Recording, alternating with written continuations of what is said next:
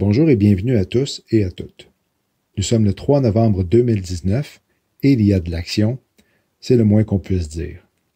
Je voudrais avant tout remercier les gens qui m'envoient des liens pour me tenir au courant de ce qui se passe dans l'actualité du point de vue prophétique. C'est ça la force du corps de Christ. Chaque membre est important et Dieu m'utilise pour vous les partager. Ceci dans le but de vous encourager et de continuer de se tenir prêt afin d'être amené auprès de lui en un instant, en un clin d'œil.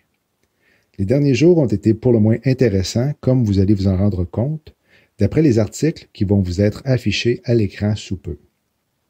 L'apôtre Paul en a fait mention dans sa lettre à Timothée en l'informant que les derniers jours seraient difficiles. Le mot difficile voulant dire en grec difficile à supporter, gênant, dangereux, rude, féroce, sauvage. C'est sûr qu'avec une semaine incluant la fête d'Halloween, on pouvait s'y attendre. Mais un autre aspect devait être à considérer, celui d'un possible attentat qui pourrait possiblement se produire aujourd'hui à Seattle.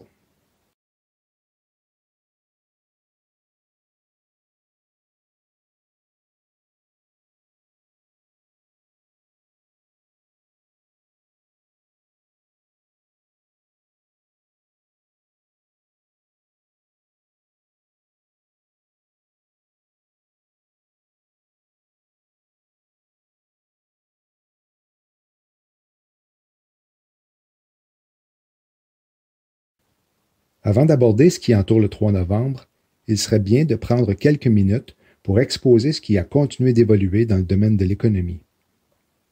La dette américaine a atteint un sommet historique de 23 trillions de dollars, alors que les taux d'intérêt sont au plus bas et que les marchés boursiers sont à leur plus haut. Les gens sont endettés comme jamais et si les intérêts devaient augmenter, ce serait l'effondrement de l'économie. Ce qui suit est tiré de l'article venant du Market Insider que vous voyez présentement en date du 30 octobre. La Réserve fédérale injecte des capitaux dans le système financier depuis des semaines pour calmer les marchés monétaires. Mais des actions suscitent l'inquiétude des analystes, des gestionnaires de portefeuille et même des candidats principaux démocrates. La Banque centrale cherche à augmenter ses liquidités après la hausse du taux de financement à court terme qui était passé de 2% à 10% à la mi-septembre. Le taux dicte à quel point il est coûteux pour les banques d'avoir accès à des capitaux rapides et ce bond inattendu symbolise la volatilité sur le marché du crédit, généralement stable. Le 18 octobre dernier, un problème informatique inconnu a empêché des milliers de clients furieux de la Commonwealth Bank d'accéder à leurs fonds pendant des heures. Les clients sont incapables d'accéder à leur argent après une panne généralisée qui a détruit Internet et les services bancaires mobiles. Article datant du 29 octobre dernier. Le 30 octobre, Forbes publiait « Bank of America, le deuxième prêteur en importance aux États-Unis, a subi une grave panne hier soir, laissant des milliers de clients à travers le pays bloquant leurs comptes pendant plus d'une heure, sans explication.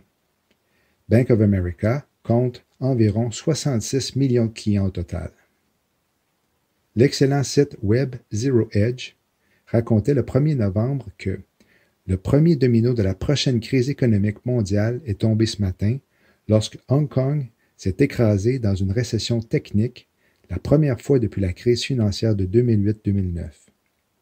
L'économie de Hong Kong a plongé de 3,2% au troisième trimestre 2019, selon les données gouvernementales publiées jeudi, dépassant les estimations les plus basses des économistes et confirmant le début d'une récession technique. Et dans un autre de leurs articles, il s'agissait d'abord de la banque Baochang, puis de la banque de Jingzhou, puis, il y a 2 mois, de la banque chinoise Hengfeng, dotée de 1400 milliards de yuan d'actifs, a discrètement échoué et a été nationalisée de manière tout aussi silencieuse.